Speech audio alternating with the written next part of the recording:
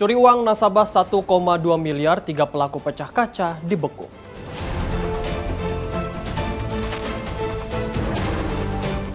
Provokatif dan sebar hoaks di media sosial, 8 pelaku diamankan.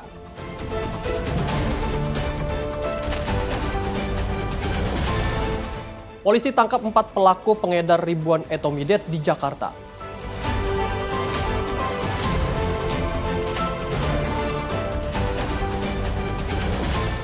Mengaku sebagai pemilik, pria gasak laptop servisan.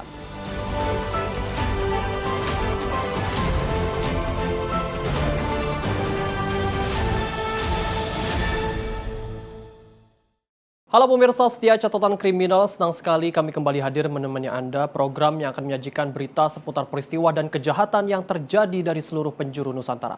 Bersama saya Azhar Putra, inilah Catatan Kriminal selengkapnya.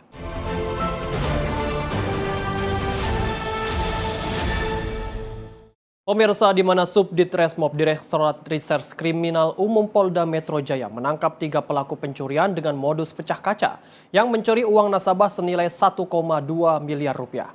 Petugas menghadiahi timah panas kepada ketiganya akibat melawan saat penangkapan. Sartono, Murdini, dan Marwan hanya bisa meringis kesakitan setelah dihadiahi timah panas tim Subdit Resmob Direskrimum Polda Metro Jaya. Ketiga pelaku ini merupakan komplotan pelaku pencurian lintas provinsi dengan modus pecah kaca. Menurut Panit 1 Subdit Resmob Polda Metro Jaya, AKP Pendi Wibison, komplotan ini ditangkap di tempat berbeda. Sartono ditangkap di Cilengsi, Kabupaten Bogor, Jawa Barat, sementara Murdini dan juga Marwan ditangkap di Bengkulu.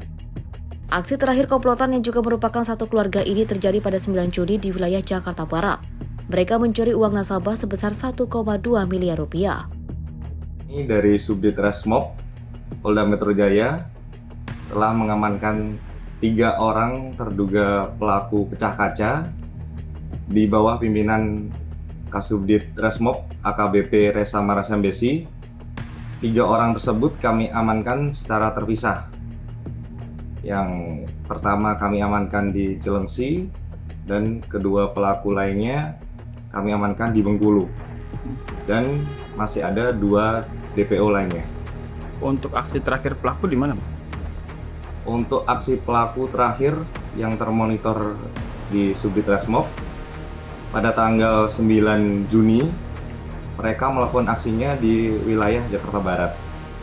Di waktu itu jam 11.30, korban saat melakukan pengambilan uang di salah satu bank swasta, di situ mereka diikutin oleh 5 orang, yang mana 3 orang sudah kami amankan, yang bermodus pecah kaca. Subdit Resmob Direskrimum Polda Metro Jaya mengimbau kepada seluruh masyarakat yang ingin menarik uang dalam jumlah besar agar meminta pengawalan petugas. Layanan pengawalan ini diberikan secara gratis. Dari Jakarta, jurnalis Simpo TV melaporkan.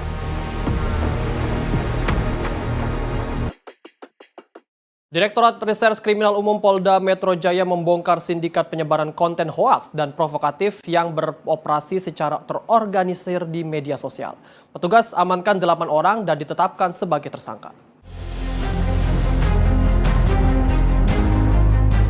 Direktorat Reserse Kriminal Umum Polda Metro Jaya mengungkap sindikat penyebaran konten hoaks, fitnah, dan juga provokasi yang dijalankan secara terorganisir melalui berbagai platform media sosial.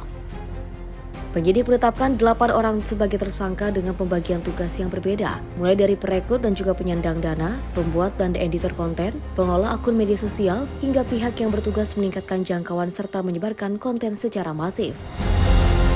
6 tersangka berinisial ADIK, BCK, AYV, YAP, YNI, dan juga MMA ditangkap dan ditahan di rutan Polda Metro Jaya.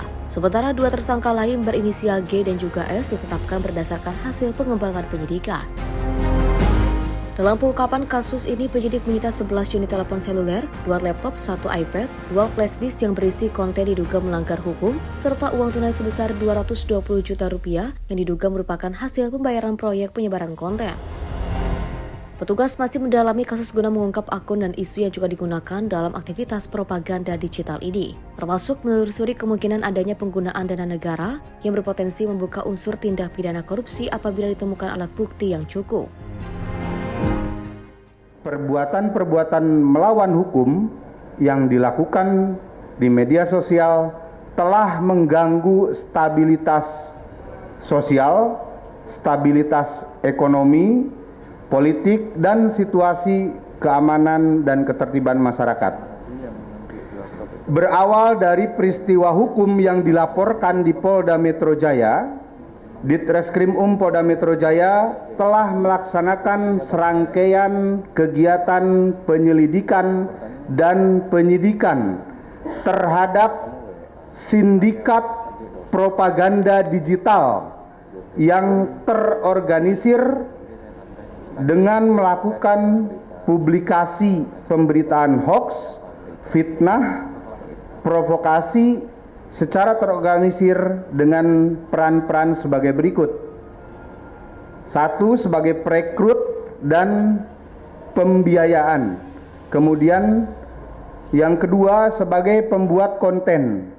Yang ketiga sebagai penyebar konten. Yang keempat, perbantuan untuk mengangkat konten atau sering disebut dengan istilah booster.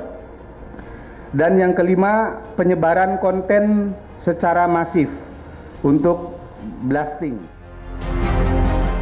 Para tersangka dijerat dengan Undang-Undang Informasi dan Transaksi Elektronik dengan ancaman pidana maksimal 8 tahun penjara dan denda hingga 2 miliar rupiah.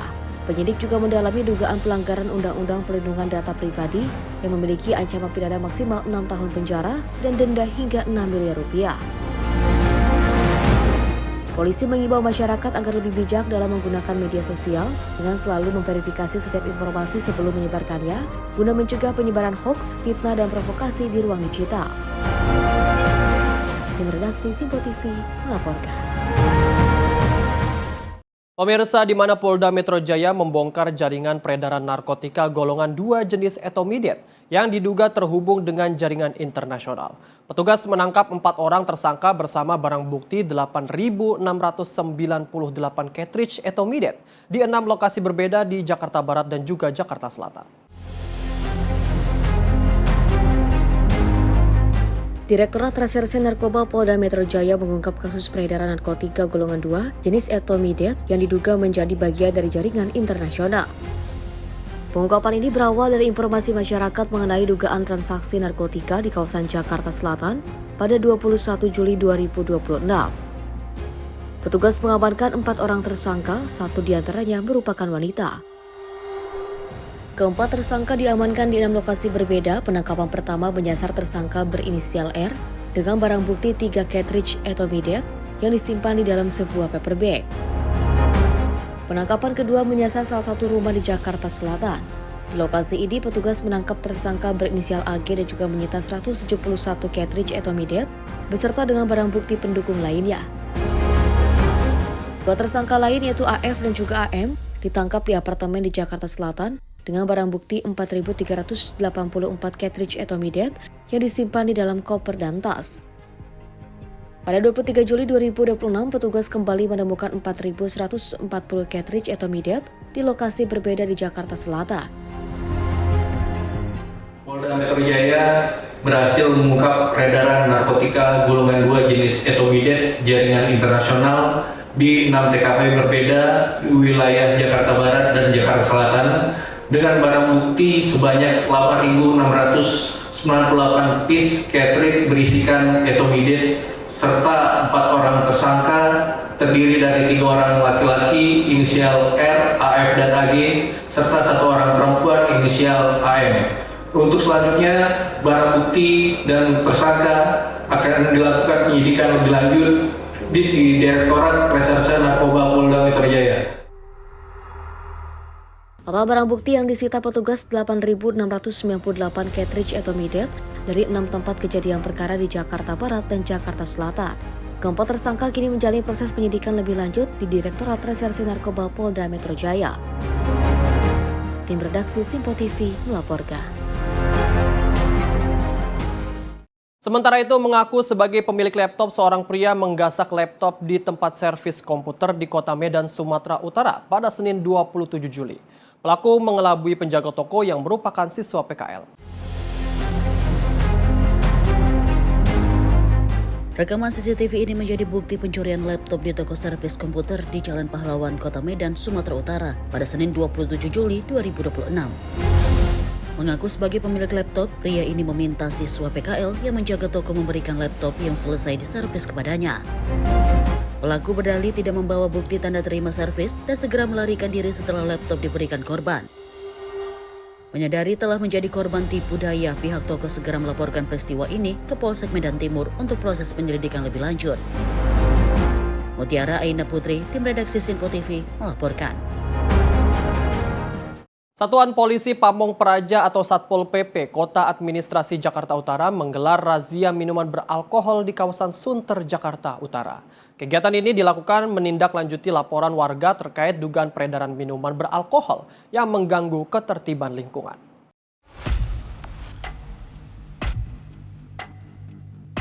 Satpol PP Kota Administrasi Jakarta Utara bersama unsur TNI dan Polri melaksanakan razia minuman beralkohol sebagai bagian dari penegakan Peraturan Daerah Nomor 8 Tahun 2007 tentang ketertiban umum. Petugas menyisir sejumlah pedagang pinggir jalan yang diduga menjual minuman beralkohol secara ilegal. Langkah ini dilakukan untuk mencegah penyalahgunaan minuman beralkohol, khususnya di kalangan remaja. Dalam operasi tersebut, petugas mengamankan sejumlah minuman beralkohol yang dijual tanpa memenuhi ketentuan. Para pedagang juga diberikan pembinaan dan diingatkan agar tidak kembali menjual minuman beralkohol secara ilegal. Satpol PP mengapresiasi peran aktif masyarakat dalam memberikan informasi, serta mengajak warga untuk segera melaporkan kepada petugas apabila menemukan adanya peredaran minuman beralkohol yang melanggar aturan. Melalui pengawasan dan penertiban yang berkelanjutan, pemerintah berharap tercipta lingkungan yang aman, tertib, dan nyaman bagi seluruh masyarakat Jakarta Utara. Tim redaksi Sinpo TV melaporkan. Sementara itu, Badan Narkotika Nasional Provinsi Sumatera Utara gagalkan upaya peredaran sabu di Kota Medan. Petugas mengamankan seorang pria bersama total barang bukti 8 kg sabu. Petugas Badan Narkotika Nasional Provinsi Sumatera Utara mengamankan seorang pria yang diduga terlibat dalam peredaran sabu di Kota Medan, Sumatera Utara pada Senin 27 Juli 2026. Petugas menyita barang bukti sabu seberat kurang lebih 2 kg. Hasil pemeriksaan selanjutnya mengarahkan petugas melakukan pengembangan ke rumah di kawasan Helvetia dan ditemukannya 6 bungkus sabu serta sejumlah plastik berisi narkotika jenis sabu. Hasil penggeledahan menambahkan barang bukti sabu seberat sekitar 6 kg. Secara keseluruhan petugas berhasil mengamankan sekitar 8 kg sabu dalam pengungkapan kasus ini. Penyidikan masih terus dilakukan untuk mengungkap pemilik barang bukti serta jaringan peredaran narkotika yang terlibat. Mutiara Aina Putri, tim redaksi Sinpo TV, melaporkan. Seorang warga negara Italia dideportasi oleh Rumah Detensi Imigrasi Denpasar setelah menyelesaikan proses hukum atas kasus penganiayaan. Selain dipulangkan, warga negara Italia tersebut diusulkan masuk ke dalam daftar larangan masuk ke Indonesia.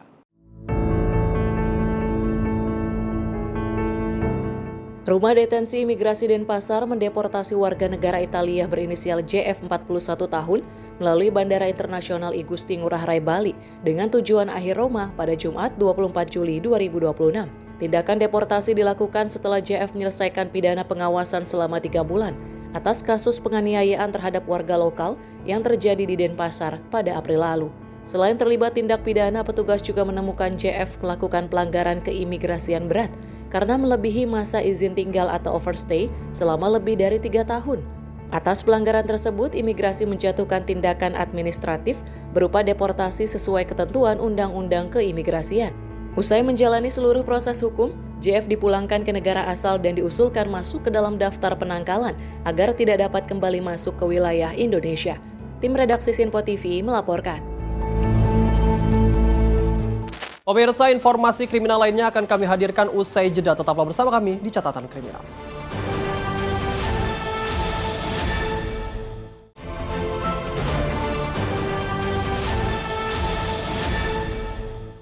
Terima kasih pemirsa, Anda masih menyaksikan Catatan Kriminal. Informasi kami lanjutkan, di mana Kepala Polres Metro Jakarta Pusat Kombes Pol Reynold Huta Galung memastikan pemeriksaan terhadap 5 orang terkait bentrokan warga dengan satu kelompok di Jalan Tambak Menteng, Jakarta Pusat masih berlanjut. Pemeriksaan intensif dilimpahkan ke Ditreskrimum Polda Metro Jaya termasuk 3 orang berinisial S, T, dan U. Hingga Senin siang, kepolisian dari Polres Jakarta Pusat, Polda Metro Jaya, dan jajaran Kodam Jaya masih berjaga di sekitar Jalan Matraman Dalam Menteng, Jakarta Pusat. Penjagaan dilakukan untuk memastikan kondisi aman pasca terjadi bentrokan warga dengan satu kelompok di Jalan Tambak. Kepala Polres Metro Jakarta Pusat Kombes Pol Reynold Hutagalung menghimbau untuk tidak terprovokasi dan bereaksi berlebihan, termasuk dalam menggunakan media sosial. Kapolres memastikan proses hukum terkait insiden bentrokan masih berlanjut. Sebanyak 15 orang diperiksa intensif di Ditreskrimum Polda Metro Jaya, termasuk 3 orang berinisial S, T, dan U. Kami beserta Bu Camat, Lurah Pegangsaan, tokoh masyarakat, baik dari Pokdar Kamtipmas, RW, RT, tokoh agama, Pak Ustadz, hadir bersama ingin memberikan himbauan-himbauan kepada warga, khususnya warga di Matraman Dalam ini, Kelurahan Pegangsaan, agar tidak terprovokasi dan tentunya dapat melakukan atau melaksanakan aktivitas seperti biasanya.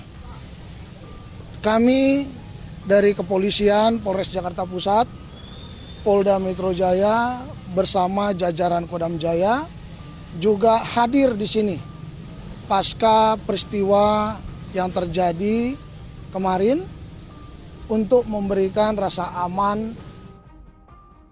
Bentrokan antara warga di Matraman Dalam dengan sekelompok pemuda di sebuah lahan kosong di Jalan Tambak mengakibatkan 1 orang tewas dan 1 lainnya kritis. Bentrokan dipicu kekesalan warga terhadap ulah sekelompok pemuda yang melakukan pengerusakan gerobak penjual nasi uduk. Dari Jakarta, jurnalis Sinpo TV melaporkan. Pasca insiden bentrokan yang terjadi di Jalan Tambak, Menteng, Jakarta Pusat, Polda Metro Jaya menetapkan 4 orang sebagai tersangka kasus perusakan gerobak pedagang makanan. Selain itu, polisi juga menetapkan 3 orang sebagai tersangka kasus pengeroyokan terhadap sekelompok pemuda yang menyebabkan 1 orang tewas. Insiden bentrokan yang terjadi di Jalan Tambak, Menteng, Jakarta Pusat memasuki babak baru. Kepala Bidang Hubungan Masyarakat Polda Metro Jaya, Kombes Pol Budi Hermanto, mengungkapkan dari 2 peristiwa yang ditangani oleh Ditreskrimum Polda Metro Jaya bersama Polres Metro Jakarta Pusat. Polda Metro Jaya telah menetapkan 4 orang berinisial GNA, AJL, FAM, dan ELL sebagai tersangka kasus pengerusakan gerobak pedagang makanan di kawasan Matraman. Selain itu, polisi juga menetapkan 3 orang berinisial SK, AR, dan OR sebagai tersangka kasus pengeroyokan terhadap sekelompok pemuda yang menyebabkan 1 orang tewas. 2 peristiwa yang terjadi ini saat ini ditangani oleh Ditreskrimum Polda Metro Jaya bersama Polres Metro Jakarta Pusat terkait tentang pengerusakan gerobak makanan pedagang. Ini sudah ditetapkan 4 orang tersangka terhadap pengerusakan gerobak warga. Ini juga dari keterangan 8 saksi, termasuk petunjuk dari CCTV dan alat-alat bukti lainnya. Selanjutnya tentang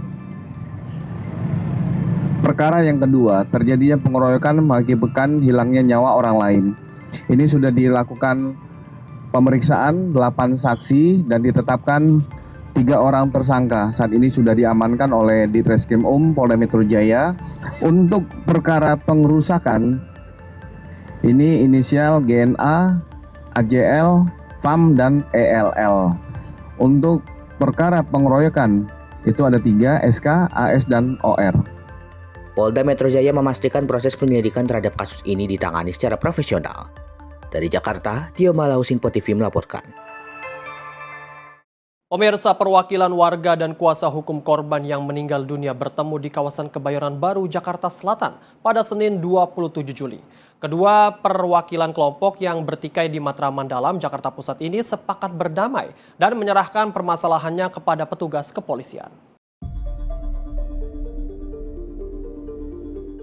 Ketegangan antara warga dengan kuasa hukum korban bentrokan di Matraman Dalam, Jakarta Pusat yang menewaskan satu orang akhirnya mereda. Pasalnya, perwakilan dari dua kelompok yang bertikai ini mengadakan pertemuan di kawasan Kebayoran Baru, Jakarta Selatan pada Senin 27 Juli 2026 petang.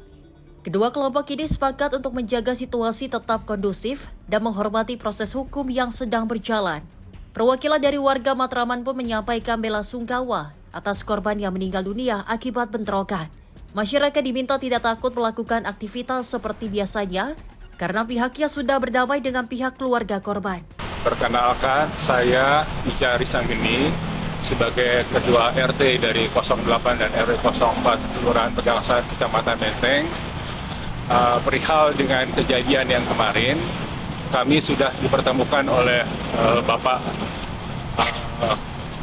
Kapolda maupun dengan aparatnya setempat, di mana kami ditemukan dengan daripada perwakilan daripada warga dari pihak yang telah meninggal dunia. Sementara itu, kuasa hukum korban yang meninggal dunia, Dami Renjaan, mengatakan pihak dari korban diminta dapat menahan diri dan menghormati proses hukum, serta menyerahkan sepenuhnya kepada pihak kepolisian. Kami perlu menyampaikan bahwa pertama-tama tentunya kami dari keluarga korban yang meninggal dunia, senama Paskalis, kami menyesalkan kejadian yang telah terjadi yang menimpa adik dan saudara kami. Meskipun demikian, saat ini kami menyerahkan seluruh proses hukum pada aparat penegak hukum. Kami yakin dan percaya bahwa aparat penegak hukum dapat bekerja secara profesional dan adil dalam menyelesaikan persoalan ini, sehingga memberikan keadilan bagi kita semua. Yang kedua, kami mengimbau kepada semua keluarga yang ada di Indonesia Timur maupun semua keluarga yang dimanapun berada, mari kita kembali menjaga keamanan dan ketertiban. Kita serahkan sepenuhnya kepada aparat penegak hukum. Kita yakin dan percaya sekali lagi bahwa proses ini dapat berjalan dengan baik dan dapat memberikan keadilan bagi kita semua. Saja dari kami keluarga korban yang meninggal dunia. Terima kasih atas atensi dari Bapak Kapolda beserta jajarannya, pihak kepolisian yang membantu kami memfasilitasi semua pertemuan ini maupun proses-proses hukum yang telah berjalan. Kami serahkan sepenuhnya kepada pihak kepolisian sebagai berjalan. Terima kasih. Assalamualaikum warahmatullahi wabarakatuh. Sebelumnya, dua kelompok warga terlibat bentrok di Matraman Dalam, Jakarta Pusat pada Minggu 26 Juli 2026. Satu orang tewas dan satu orang lainnya mengalami luka kritis. Polisi menangkap 7 orang yang diduga sebagai pelaku pengeroyokan. Tim redaksi Simpo TV melaporkan. Pemirsa, seorang juru parkir menjadi korban pembacokan pria bergolok di Jalan Ahmad Yani, Garut, Jawa Barat pada Jumat 24 Juli. Pelaku yang sempat melarikan diri berhasil ditangkap petugas kepolisian setempat. Inilah rekaman CCTV yang memperlihatkan seorang juru parkir di Garut, Jawa Barat menjadi korban pembacokan pria berinisial RN pada Jumat 24 Juli 2026. Korban yang berada di kawasan Jalan Ahmad Yani, Kelurahan Ciwalen, Kecamatan Garut Kota, didatangi pelaku dan dibacok di beberapa bagian tubuhnya. Aksi penganiayaan ini berhasil dihentikan setelah sejumlah warga melerai. Usai membacok korban, pelaku melarikan diri. Sementara korban dilarikan ke RSU Dr. Slamet Garut untuk mendapatkan perawatan medis. Tim Sancang Polres Garut bersama unit Reskrim Polsek Garut Kota menangkap pelaku pada Sabtu 25 Juli 2026. Petugas mengamankan sebilah golok yang diduga digunakan dalam aksinya. Kapolsek Garut Kota AKP Zainuri mengatakan peristiwa ini diduga terjadi akibat rebutan lahan parkir antara pelaku dan korban. Baik, saya sebagai Kapolsek Garut Kota untuk penangkapan yang kemarin penayaan tanggal 17 Juli itu tahun 2026, alhamdulillah sudah kami amankan berkat bantuan dari tim Sancang Polres Garut dengan anggota Reskrim Polsek Garut Kota mengamankan tersangka. Ya. Itu motifnya apa nih, Kang? Motifnya sebenarnya salah paham dengan korban gitu ya, diomong, berantem, cekcok, jadi ada dendam ya itu. Dia lagi lengah ya ada perkelahian di situ. Dia pulang dulu ngambil sajam, lalu terjadilah keributan di situ. Informasinya ini juga ada kerebutan lahan parkir. Betul, memang ada terutama itu masalah lahan parkir di sekitaran Jalan Mandiani. Untuk yang dari korban juga, dari tersangka juga, dari masa lahan yang dikuasai untuk direbut jadi terjadi perkelahian. Ya. Kemudian ini si tersangka juga residivis. Betul, pernah kena kasus juga dulu masalah curas. Residivis ini udah kena di pengadilan juga, kena ancam hukuman 1,5 tahun. Sekarang juga melakukan kembali. Ancaman hukumannya? Yang sekarang dia kena pasal 466 ayat 122, ancaman hukumannya 7 tahun. Saat ini pelaku diamankan di sel Polsek Garut Kota untuk mempertanggungjawabkan perbuatannya. Pelaku RN merupakan residivis dalam kasus kejahatan lainnya. Dari Garut, Jawa Barat, tim redaksi Simpo TV melaporkan. Ditinggal beraktivitas pemilik rumah di kawasan Jelambar Jaya, Grogol, Petamburan, Jakarta Barat dibobol pencuri. Logam mulia, uang tunai dan juga barang berharga lainnya senilai 70 juta rupiah raib dalam hitungan menit. Aksi pencurian di rumah kosong kembali terjadi. Rumah berlokasi di Jelambar Jaya 3, Gang 17, RT 4 RW 3, Jakarta Barat. Diobrak-abrik pencuri pada Kamis 23 Juli 2026. Logam mulia, uang tunai, laptop, iPad, dan 2 unit tablet raib dalam hitungan menit. Dari hasil rekaman CCTV rumah tetangga, terlihat pelaku datang seorang diri mengendarai sepeda motor. Saat itu rumah dalam keadaan kosong atau ditinggal pemilik beraktivitas. Korban baru mengetahui rumah dibobol pada sore hari setelah mendapat informasi pintu rumah dalam kondisi terbuka. Pihak keluarga melaporkan peristiwa ke Polsek Tanjung Duren sekaligus menyerahkan rekaman CCTV sebagai barang bukti untuk membantu proses penyelidikan. Berdasarkan rekaman CCTV yang ada di dalam rumah atau di kamar itu, pelaku sepertinya sudah tahu posisi atau satu kamar saja yang diobrak-abrik.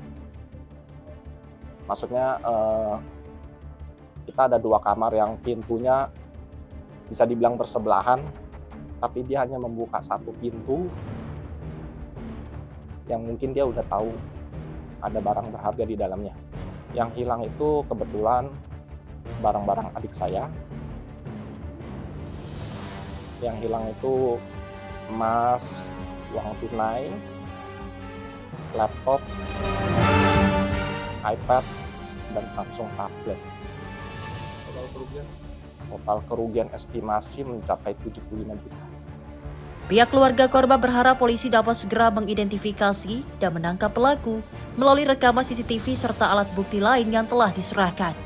Petugas Polsek Tanjung Duren melakukan penyelidikan dengan menganalisis rekaman CCTV dan barang bukti lain untuk mengungkap identitas pelaku serta menemukan kembali barang berharga milik korban yang diperkirakan senilai 70 juta rupiah. Dari Jakarta, jurnalis Simpo TV melaporkan. Pemirsa, aparat kepolisian menyelidiki kematian dokter muda di apartemen Kalibata City, Pancoran, Jakarta Selatan. Petugas menggelar olah TKP dan memeriksa 4 orang saksi guna mengungkap penyebab kematian korban. Tim identifikasi Polres Metro Jakarta Selatan menggelar olah TKP terkait kasus kematian dokter muda di apartemen Kalibata City, Pancoran, Jakarta Selatan.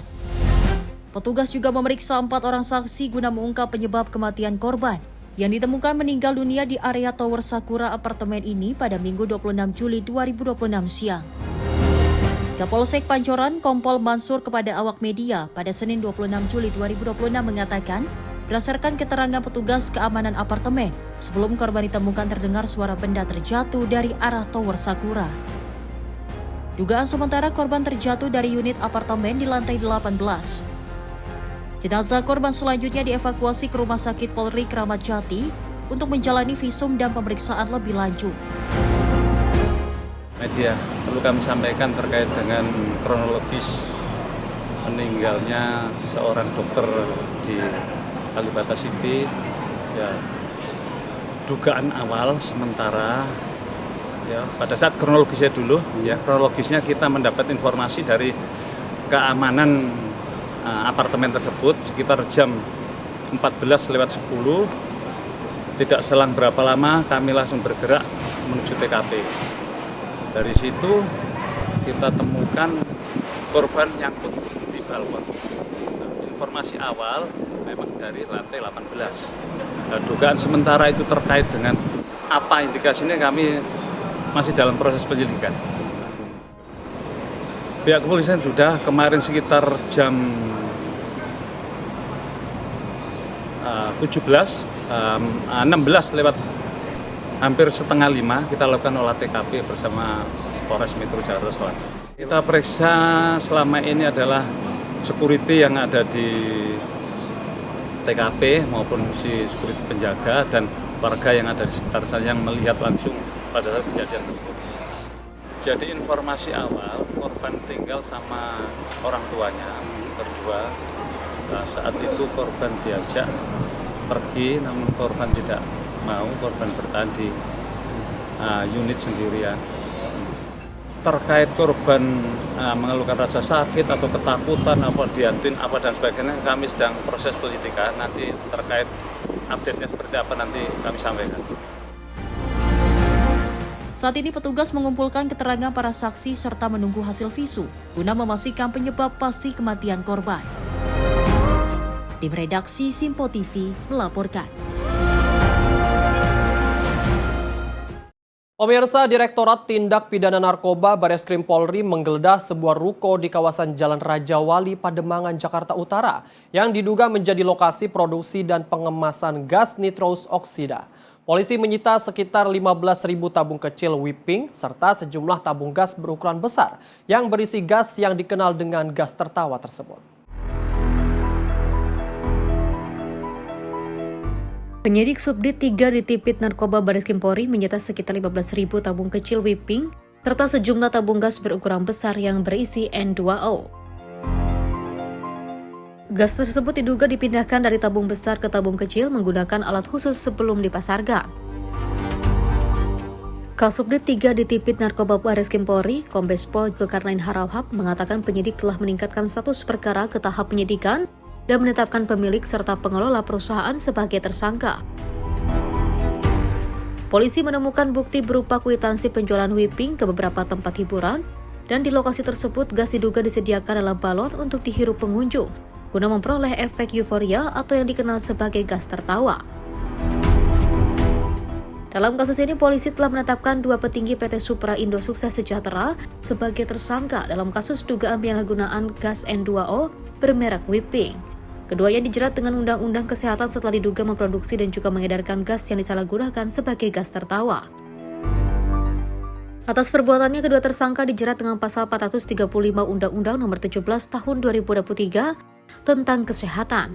Para pelaku terancam hukuman pidana penjara maksimal 12 tahun penjara. Tim redaksi Simpo TV melaporkan. Pemirsa, di mana sekelompok warga terlibat bentrok dengan pemuda penjaga lahan kosong di Jalan Tambak Menteng, Jakarta Pusat pada Minggu pagi.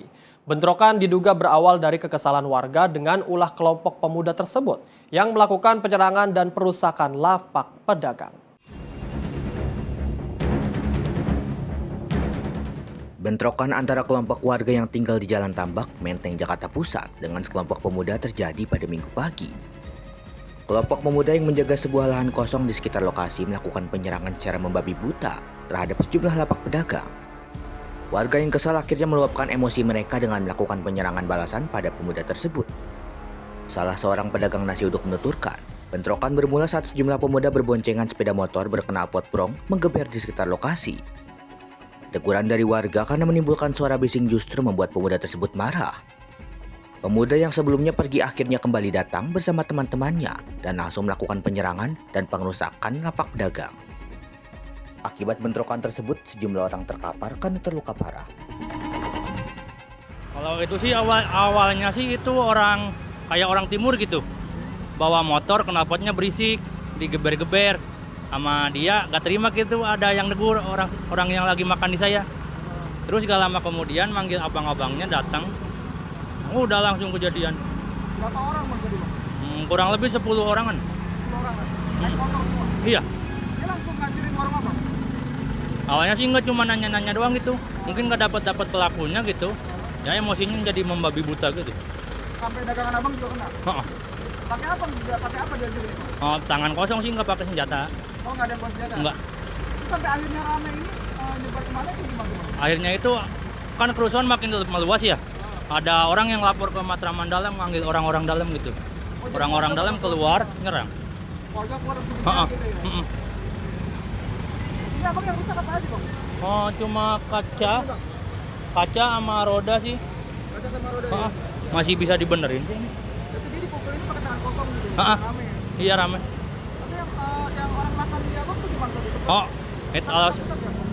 kalau yang makan di saya sih aman, itu waktu itu lagi nggak ada, lagi kosong. Ada yang dipukul ya? Enggak ada. Kalau abang sendiri kondisinya gimana? Ada pengakiannya atau enggak? Oh enggak kena. Cuma ini kena pecahan beling doang. Oh, kaki kena? Kaki ya. Abang nih warungnya gimana Bang? Jadi ya, kalau kayak gini? Oh. Kalau kayak gini? Ya, udah gimana lagi, udah suratan ilahi. Nggak bisa dagang? Bisa, masih bisa ini. Kerusakannya nggak parah-parah banget, cuma roda doang. Petugas pemadam kebakaran diterjunkan ke lokasi guna memadamkan sebuah bangunan hingga sejumlah motor yang dibakar massa di area lahan kosong tersebut. Dari Jakarta, jurnalis Info TV melaporkan. Tim SAR gabungan menemukan pemancing yang hilang di Sungai Batang Mangur dalam kondisi meninggal dunia. Informasinya sesaat lagi di Kilas Peristiwa Catatan Kriminal.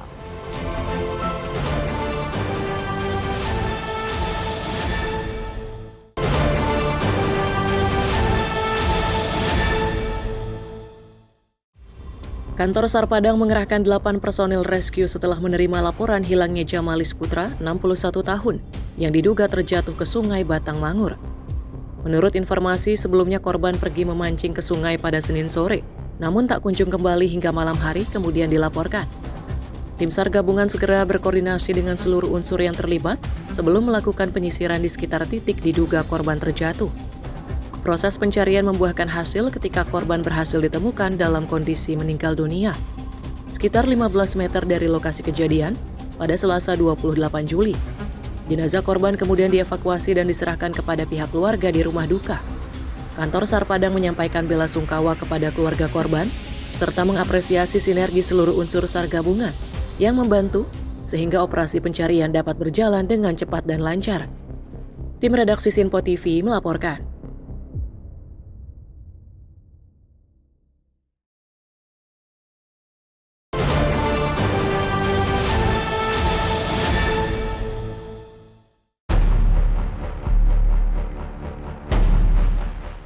Kecelakaan tunggal terjadi di Jalan Inspeksi Kali Moke Park, nomor 15 Rawabuaya, Cengkareng, Jakarta Barat. Seorang pengendara motor yang melaju dari arah barat menuju timur kehilangan kendali dan terjatuh hingga sepeda motornya terjun bebas ke dalam Kali Moke Park.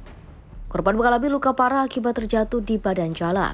Warga di lokasi memberikan pertolongan pertama kepada korban sambil menghubungi ambulans.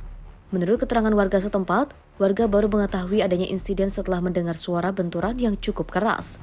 Diduga korban kecelakaan akibat kondisi ketinggian jalan yang berbeda. Itu kejadiannya jatuh sendiri, ya terus udah gitu langsung motornya langsung nyebur ke kali. Itu dari arah mana ke mana? Dari arah barat ya. Berapa orang? 1 orang. 1 orang. Terus sekarang udah di mana? Ya, dibawa ke rumah sakit, bawa pakai ambulans. Luka-luka? Luka-luka mukanya, kamarnya juga ya. Ada yang korbannya ada berapa? 1 orang. Naik motor Bu? Motor ya. Ngebut nggak sih? Enggak sih, sebenarnya mah nggak kedengeran ngebut, tiba-tiba ngedenger jatuh gitu, ya udah dilihat motornya langsung ngebut ke kali. Itu bisa kejebur gimana Bu? Nabrak apa Bu dia? Nggak nabrak tuh, langsung jatuh aja gitu. Motornya juga kecemplung? Motornya yang nyemplung, orangnya enggak. Korban kemudian dievakuasi menggunakan ambulans menuju rumah sakit. Berdasarkan data unit kecelakaan lalu lintas Satlantas Polres Metro Jakarta Barat, korban diketahui berinisial WL usia 38 tahun, seorang karyawan swasta warga Wijaya Kusuma, Jakarta Barat. Korban mengalami luka pada bagian wajah serta mebar di kaki dan saat ini menjalani perawatan di Rumah Sakit Hermina dan Mogot. Sementara sepeda motor yang juga dikendarainya mengalami kerusakan cukup parah pada bagian depan. Penyebab pasti kecelakaan masih dalam penyelidikan petugas. Dari Jakarta, jurnalis Simpo TV melaporkan.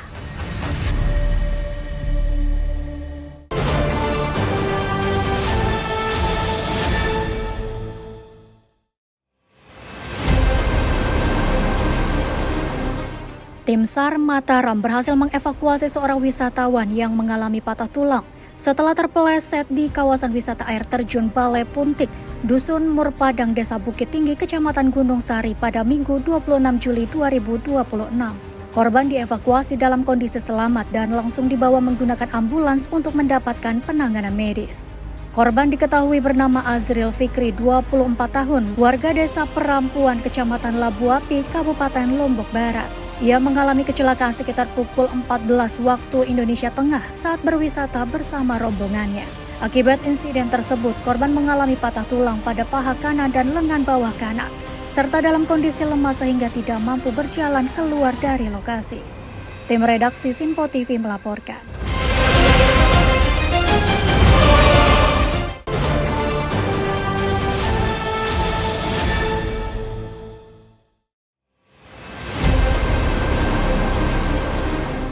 Kecelakaan tunggal menimpa sebuah mobil travel rute Padang Jambi di Desa Benteng Rendah, Kecamatan Mersam, Kabupaten Batanghari, Jambi pada Senin 27 Juli 2026, sekitar pukul 6.00 waktu Indonesia Barat. Akibat kecelakaan tersebut, seorang penumpang perempuan bernama Evi, 50 tahun, ditemukan meninggal dunia setelah sempat terjebak di dalam mobil yang tenggelam di Sungai Batanghari. Berdasarkan informasi yang dihimpun, mobil travel yang mengangkut seorang sopir dan 2 penumpang itu diduga hilang kendali karena pengemudi mengalami kelelahan yang kemudian kendaraan terjun ke Sungai Batanghari. 2 orang berhasil menyelamatkan diri, yakni Daniel 48 tahun dan Egi 47 tahun. Sementara Evi diduga terjebak di dalam kendaraan yang tenggelam. Setelah melakukan penyelamatan dan proses pengangkatan kendaraan dari dasar sungai, korban akhirnya ditemukan sekitar pukul 15.00 waktu Indonesia Barat atau sekitar 9 jam setelah kecelakaan sekitar 10 meter dari titik awal jatuhnya kendaraan. Selanjutnya korban dievakuasi dan diserahkan kepada pihak keluarga. Tim redaksi Simpo TV melaporkan.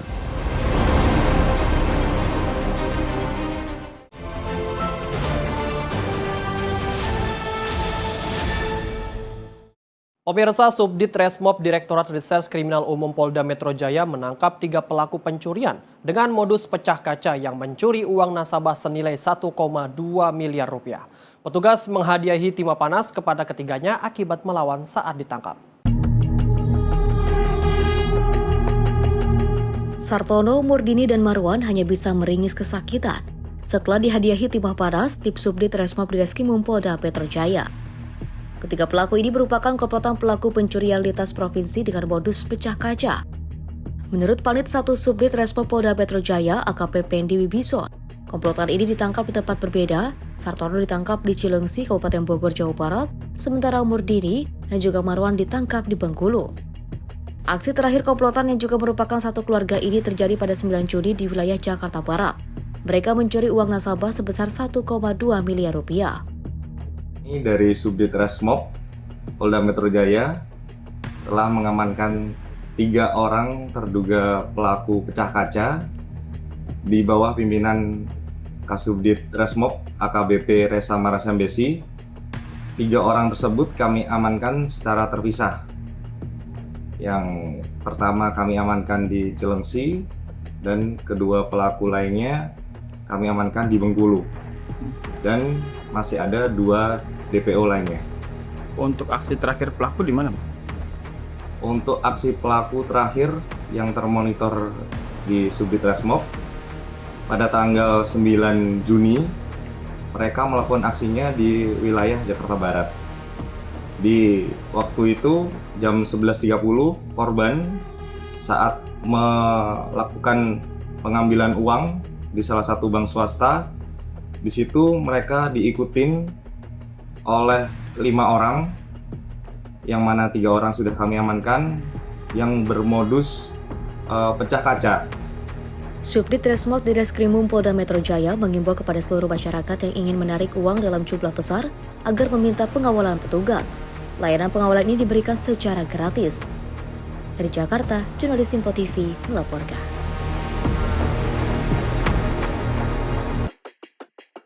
Sementara itu, Direktorat Reserse Kriminal Umum Polda Metro Jaya membongkar sindikat penyebaran konten hoaks dan provokatif yang beroperasi secara terorganisir di media sosial.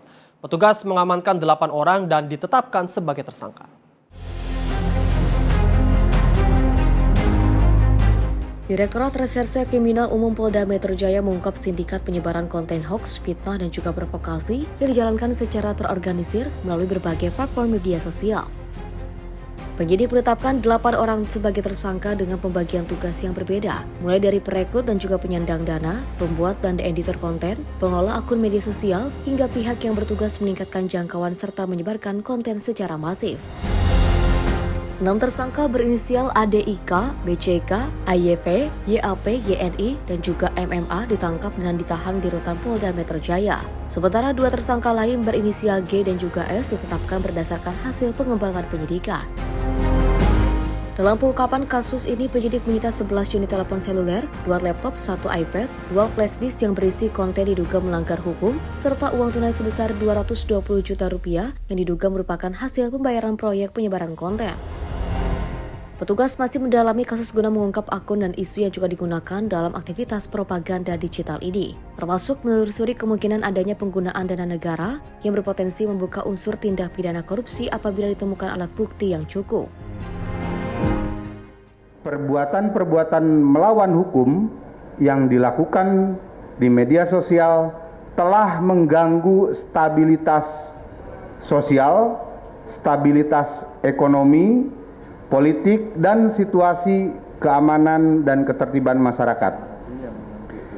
Berawal dari peristiwa hukum yang dilaporkan di Polda Metro Jaya, Ditreskrimum Polda Metro Jaya telah melaksanakan serangkaian kegiatan penyelidikan dan penyidikan terhadap sindikat propaganda digital yang terorganisir dengan melakukan publikasi pemberitaan hoaks, fitnah, provokasi secara terorganisir dengan peran-peran sebagai berikut. 1. Sebagai perekrut dan pembiayaan. Kemudian yang kedua sebagai pembuat konten. Yang ketiga sebagai penyebar konten. Yang keempat perbantuan untuk mengangkat konten atau sering disebut dengan istilah booster. Dan yang kelima, penyebaran konten secara masif untuk blasting. Para tersangka dijerat dengan Undang-Undang Informasi dan Transaksi Elektronik dengan ancaman pidana maksimal 8 tahun penjara dan denda hingga Rp2 miliar. Penyidik juga mendalami dugaan pelanggaran Undang-Undang Perlindungan Data Pribadi yang memiliki ancaman pidana maksimal 6 tahun penjara dan denda hingga Rp6 miliar. Polisi mengimbau masyarakat agar lebih bijak dalam menggunakan media sosial dengan selalu memverifikasi setiap informasi sebelum menyebarkannya guna mencegah penyebaran hoaks, fitnah, dan provokasi di ruang digital. Tim redaksi Simpo TV melaporkan. Sementara itu, Polda Metro Jaya membongkar jaringan peredaran narkotika golongan 2 jenis etomidet yang diduga terhubung dengan jaringan internasional. Petugas menangkap 4 orang tersangka bersama barang bukti 8.698 cartridge etomidet di 6 lokasi berbeda di Jakarta Barat dan juga Jakarta Selatan. Direktorat Reserse Narkoba Polda Metro Jaya mengungkap kasus peredaran narkotika golongan 2 jenis etomidet yang diduga menjadi bagian dari jaringan internasional. Pengungkapan ini berawal dari informasi masyarakat mengenai dugaan transaksi narkotika di kawasan Jakarta Selatan pada 21 Juli 2026. Petugas mengamankan 4 orang tersangka, 1 diantaranya merupakan wanita. Keempat tersangka diamankan di 6 lokasi berbeda. Penangkapan pertama menyasar tersangka berinisial R dengan barang bukti 3 cartridge etomidet yang disimpan di dalam sebuah paper bag. Penangkapan kedua menyasar salah satu rumah di Jakarta Selatan. Di lokasi ini, petugas menangkap tersangka berinisial AG dan juga menyita 171 cartridge etomidate beserta dengan barang bukti pendukung lainnya. Dua tersangka lain yaitu AF dan juga AM ditangkap di apartemen di Jakarta Selatan dengan barang bukti 4.384 cartridge etomidate yang disimpan di dalam koper dan tas. Pada 23 Juli 2026, petugas kembali menemukan 4.140 cartridge etomidate di lokasi berbeda di Jakarta Selatan. Polda Metro Jaya berhasil mengungkap peredaran narkotika golongan 2 jenis etomidate jaringan internasional di 6 TKP berbeda di wilayah Jakarta Barat dan Jakarta Selatan dengan barang bukti sebanyak 8.698 piece cartridge berisikan etomidate serta 4 orang tersangka terdiri dari 3 orang laki-laki inisial R, AF, dan AG serta 1 orang perempuan inisial AM. Untuk selanjutnya, barang bukti dan tersangka akan dilakukan penyidikan lebih lanjut di Direktorat Reserse Narkoba Polda Metro Jaya. Total barang bukti yang disita petugas 8.698 cartridge etomidate dari 6 tempat kejadian perkara di Jakarta Barat dan Jakarta Selatan. Keempat tersangka kini menjalani proses penyidikan lebih lanjut di Direktorat Reserse Narkoba Polda Metro Jaya. Tim redaksi Simpo TV melaporkan. Mengaku sebagai pemilik laptop, seorang pria menggasak laptop di tempat servis komputer di Kota Medan, Sumatera Utara pada Senin 27 Juli. Pelaku mengelabui penjaga toko yang merupakan siswa PKL. Rekaman CCTV ini menjadi bukti pencurian laptop di toko servis komputer di Jalan Pahlawan, Kota Medan, Sumatera Utara pada Senin 27 Juli 2026. Mengaku sebagai pemilik laptop, pria ini meminta siswa PKL yang menjaga toko memberikan laptop yang selesai diservis kepadanya. Pelaku berdalih tidak membawa bukti tanda terima servis dan segera melarikan diri setelah laptop diberikan korban. Menyadari telah menjadi korban tipu daya, pihak toko segera melaporkan peristiwa ini ke Polsek Medan Timur untuk proses penyelidikan lebih lanjut. Mutiara Aina Putri, tim redaksi Simpo TV melaporkan. Seorang wisatawan yang terpeleset di kawasan wisata air terjun Bale Puntik berhasil dievakuasi dengan kondisi selamat. Korban mengalami patah tulang pada paha kanan dan lengan bawah kanan.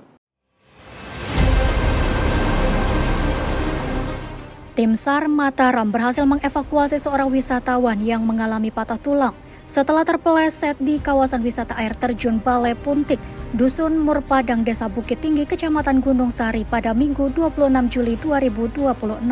Korban dievakuasi dalam kondisi selamat dan langsung dibawa menggunakan ambulans untuk mendapatkan penanganan medis. Korban diketahui bernama Azril Fikri, 24 tahun, warga Desa Perampuan, Kecamatan Labuapi, Kabupaten Lombok Barat. Ia mengalami kecelakaan sekitar pukul 14 waktu Indonesia Tengah saat berwisata bersama rombongannya. Akibat insiden tersebut, korban mengalami patah tulang pada paha kanan dan lengan bawah kanan, serta dalam kondisi lemah sehingga tidak mampu berjalan keluar dari lokasi. Tim redaksi Simpo TV melaporkan. Berwisata di air terjun menjadi salah satu pilihan untuk menikmati keindahan alam. Namun, pengunjung tetap perlu berhati-hati karena kondisi medan yang licin dan beresiko. Berikut beberapa tips aman berwisata di air terjun. Pertama, pemirsa, gunakan alas kaki yang berserat agar tidak mudah tergelincir. Dan yang kedua, pemirsa, tetap berada di jalur dan area yang diizinkan. Ketiga, hindari memanjat batu atau tebing yang licin. Dan yang keempat, pemirsa, perhatikan kondisi cuaca dan debit air sebelum beraktivitas. Dan yang kelima, jangan memaksa berwisata jika kondisi keadaan dinilai tidak aman. Demikian tips aman berwisata di air terjun. Kewaspadaan dan kepatuhan terhadap aturan di lokasi wisata dapat membantu mencegah terjadinya kecelakaan. Demikian rangkaian informasi catatan kriminal hari ini. Semoga setiap peristiwa yang kita saksikan dapat menjadi pengingat untuk selalu waspada dan menghindari tindakan yang merugikan diri sendiri maupun orang lain. Jaga diri, jaga keluarga, dan juga jaga lingkungan karena kejahatan bisa saja menghampiri Anda. Saya Azhar Putra pamit undur diri, sampai jumpa di catatan kriminal berikutnya.